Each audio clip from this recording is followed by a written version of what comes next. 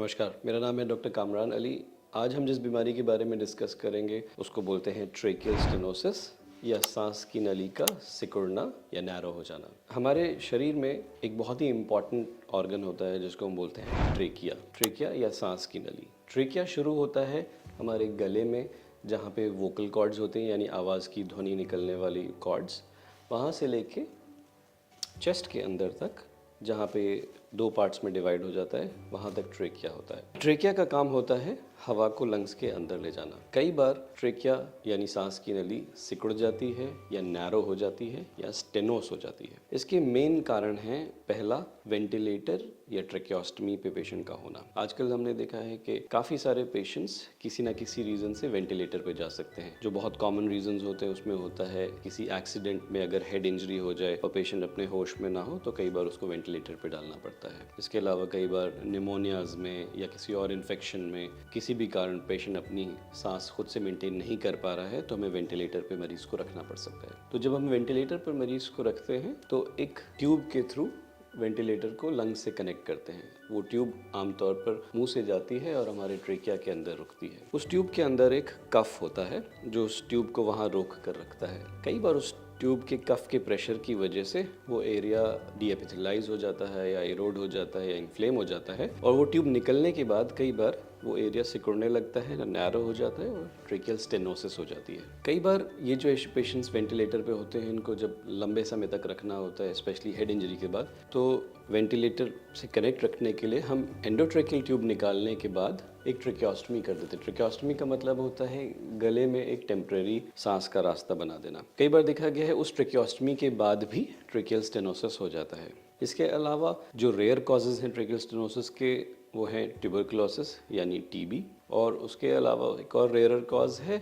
Acid injection, यानी कई बार कुछ लोग सुसाइड अटेम्प्ट करते हैं और कुछ एसिड पी लेते हैं, तो कुछ एसिड की क्वांटिटी अगर सांस की नली में चला जाए तो सांस की नली सिकुड़ सकती है और ट्रेकियल स्टेनोसिस डेवलप हो सकता है। ट्रेकियल स्टेनोसिस की क्या साइंस एंड सिम्टम्स होते हैं? ट्रेकियल स्टेनोसिस का मरीज़ जब भी हमारे पास आएगा तो इनवेरेबली उसके जो सबसे इंपॉर्टेंट कंप्लेंट होगी वो होगी सांस ठीक से ना आना या सांस फूलना। इन मरीज़ों को अक्सर बैठे बैठे भी या चलने पे सांस फूलने लगती है बहुत ज़्यादा। ट्रेकियल स्टेनोसिस 4 ग्रेड्स में डिवाइड करते हैं हम, डिपेंडिंग ऑन कितना ज़्यादा ट्रेकिया का ल्यूमेन इन्वॉल्व है, यानी ट्रेकिया की कितनी सर्कमफ्रेंस इन्वॉल्व है स्टेनोसिस से, यानी कितना नैरो हो गया है ट्रेकिया। तो ग्रेड 1 का मतलब होता है कि अगर 50% तक का ट्रेकिया नैरो हो गया है। ग्रेड 2 का मतलब होता है 51 to 70% ट्रेकिया नैरो हो गया है, और ग्रेड 3 का मतलब होता है 71 to 99% ट्रेकिया अगर नैरो हो गया है। ग्रेड 4 का मतलब है कि कम्प्लीटली ट्रेकिया ब्लॉक हो चुका है और बिल्कुल भी रास्ता नहीं है हवा जाने का। तो जितना ज़्यादा ग्रेड होगा उतना ही ज़्यादा सिवियर पेशेंट के सिम्टम्स होंगे। ग्रेड 3 और ग्रेड 4 के स्टेनोसिस यूजुअली इमरजेंसी होते हैं और इनको बहुत ही टाइमली ट्रीट करना ज़रूरी होता है, अदरवाइज मरीज़ की जान जा सकती है।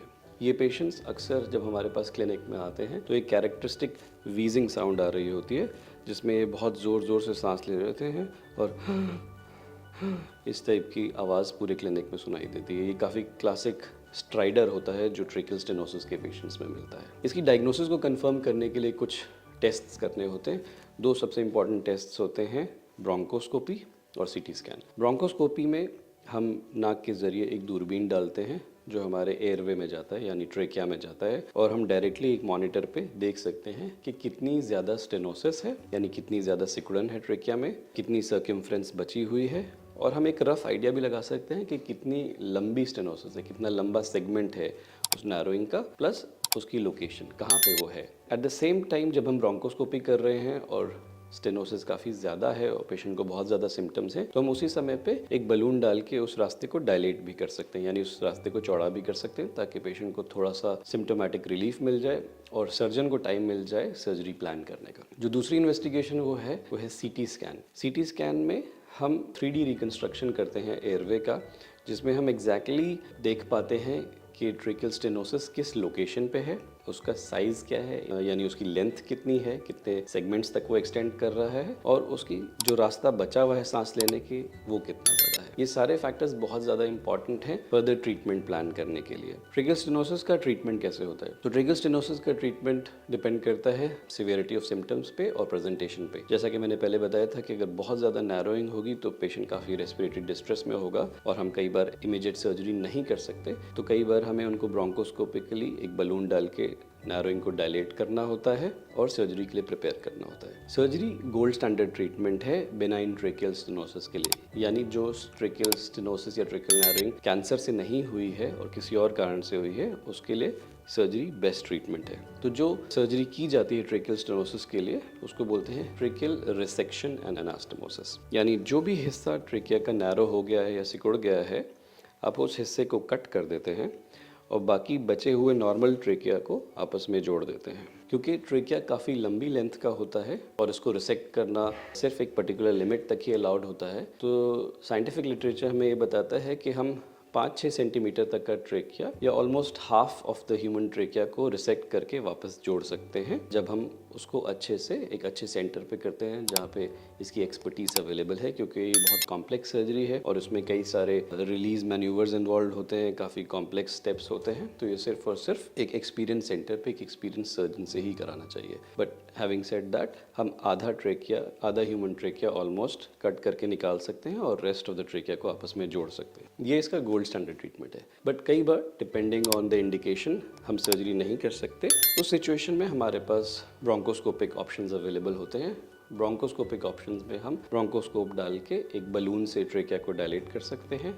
कई बार इसके रिपीटेड सेशंस करने पड़ते हैं, यानी मरीज़ को बार बार आना पड़ता है ब्रोंकोस्कोपी सुइट में और उस स्टेनोसिस को डायलेट करवाना पड़ता है और इवेंचुअली कई बार इससे अच्छा आउटकम आ जाता है।